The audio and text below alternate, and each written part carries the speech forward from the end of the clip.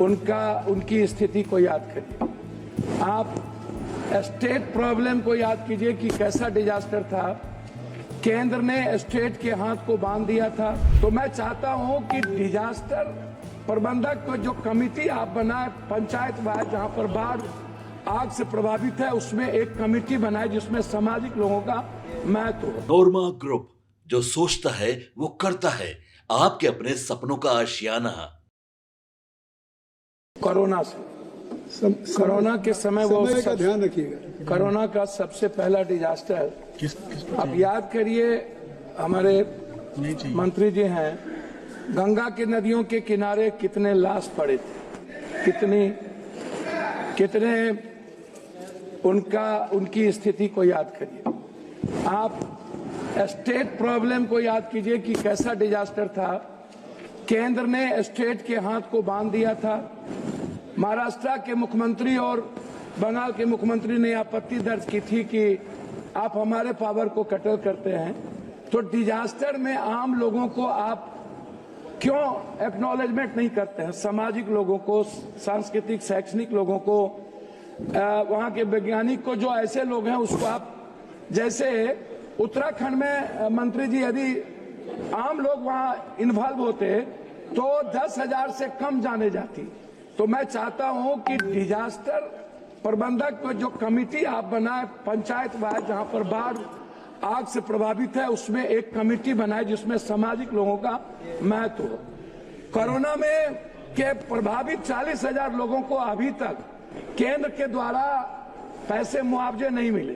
तो मैं मुआवजे की बात करना चाहूंगा, मैं उसको याद दिला देना चाहता हूं, जिसमें बिहार अत्यधिक प्रभावित है, मजदूर प्रभावित है, सभी लोग प्रभावित हैं, उत्तर प्रदेश के लोग, बंगाल के लोग प्रभावित हैं।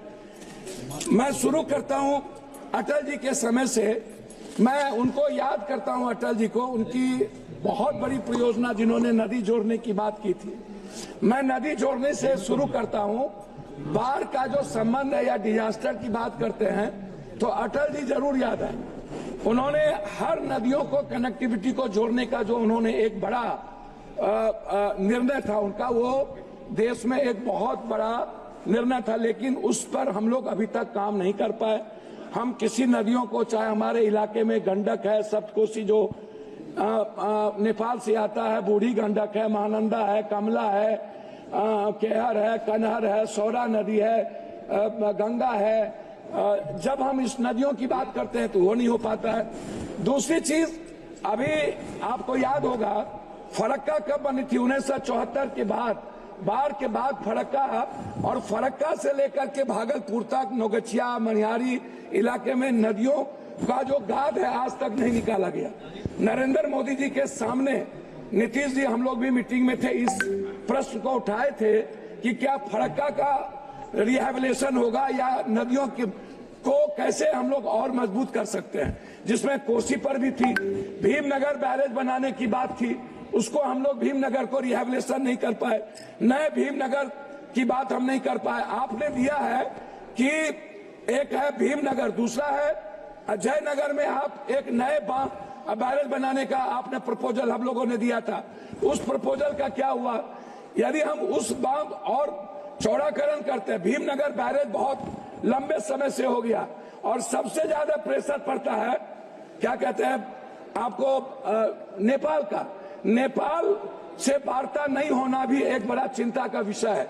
हम हाई डैम की बात करेंगे, जिसमें आपने 26 तक चिट्ठी लिखी है हमको कि आप 26 तक आप उसका पूरा का पूरा सारी चीज तैयार कर लेंगे।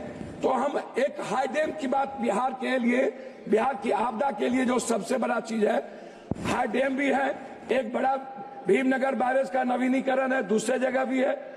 नदियों की सफाई की बात है, गाद, जो लगभग 40 सालों से अभी तक इतनी बड़ी सरकार होने के बावजूद भी हम गाद पर कोई काम नहीं कर पाए। हम नदियों को की सफाई नहीं कर पाए। नतीजा है सर, हम बात तो सर 5 मिनट हो गया सर, मैं 2-3 बात महत्वपूर्ण करना चाहूंगा सर। उसको आपके तो सर, मेरी राज्य मंत्री आप सर, मेरी बात तो करके बात करते सर, मैं महानंदा एक्सप्रेसवे की बात करूंगा, मैं आलमनगर से नौगछिया नवीनीकरण पक्कीकरण की बात करूंगा, मैं कोसी महानंदा एक्सप्रेसवे पर आपका ध्यान दिलाना चाहूंगा। मैं आपका ध्यान जानवर क्षतिपूर्ति पर दिलाना चाहूंगा, घर क्षतिपूर्ति और फसल क्षतिपूर्ति पर।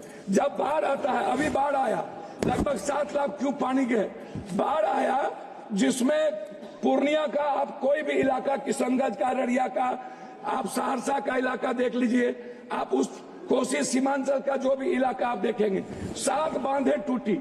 आप गाइड बांध क्यों नहीं बनाते हैं? गाइड बांध यदि बनाएंगे तो बेहतर होगा। सर मैं खत्म, हमको तो समय से दिया जाए ना, दिया ना हमने 2 मिनट समय दिया जाए, 2 मिनट हो गया। 2 मिनट। आपके सपनों को हमने सजाया है, ई होम्स पैनोरमा को हमने बनाया है। ई होम्स मेरा एक सपना था जिसपे मैं पिछले 4 साल से काम कर रहा था। हमने जो बनाया है वो सबने है माना। ई होम्स पैनोरमा में हो आपका भी आशियाना। और फाइनली हमने 2021 में इस प्रोजेक्ट को लॉन्च किया। बहुत लोग अप्रिशिएट कर रहे हैं कि पूर्णिया जैसे शहर में, बिहार के, एक तो बिहार की बात करें उसमें भी पूर्णिया जैसे छोटे जगह में इस तरह का लाइफस्टाइल देना, ये सुन के हम लोगों को बहुत अच्छा लगता है। ई होम्स में हमने कुछ और भी किया है, जैसे हम जिस जगह में रह रहे हैं हमारी फैमिली सिक्योर हो, उनको सिक्योरिटी का ध्यान में रखा है। आपकी सुविधा और सुरक्षा आपके लिए खास है, ये आपका विश्वास है। इसमें आर्टिफिशियल इंटेलिजेंस का 7 लेयर सिक्योरिटी का हमने इस्तेमाल किया है। लस ग्रीन कैंपस को बनाया है, यदि हमारा बाउंड्री वाल है तो वो वर्टिकल गार्डन है। ये जितनी भी फैसिलिटी होता है एक इंटरनेशनल टाउनशिप में, ई होम्स है, ये हम लोग विश्वास नहीं कर पा रहे हैं। जो भी हमारे मित्र, दोस्त या जो भी हमारे बाहर के बाहर आते हैं तो हम लोगों को बहुत अच्छा सुनने को मिलता है और बहुत अच्छा क्रेडिट मिल रहा है। वो सारा हमने सिर्फ एक बिल्डिंग नहीं बनाया, हमने एक बहुत अच्छा लाइफस्टाइल दिया ई होम्स में, और मेरा एक सपना था जिसको मैं आज फुलफिल होते हुए देख पा रहा हूँ। ये आपका आवास है। ई होम्स पैनोरमा में अब आपका निवास है। E homes Panorama, luxurious lifestyle redefined. Panorama group, जो सोचता है वो करता है। अगर ये वीडियो पसंद आई और वह बिहार के राजनीति और बिहारियत से सरोकार रखेनी तो सब्सक्राइब बटन दबा के चैनल के सब्सक्राइब कर ली। ओजे एगो घंटी बा, ओकरा बटन दबा देला से कुल सटीक और मारक खबर रुआ मुफ्त में मिल जाई। अगर रुआ पत्रकारिता के हमनी के नया प्रयोग में सहयोग कर चाहतानी तो ज्वाइन बटन दबा दी। पेटीएम नंबर नोट कर ली 9386816700।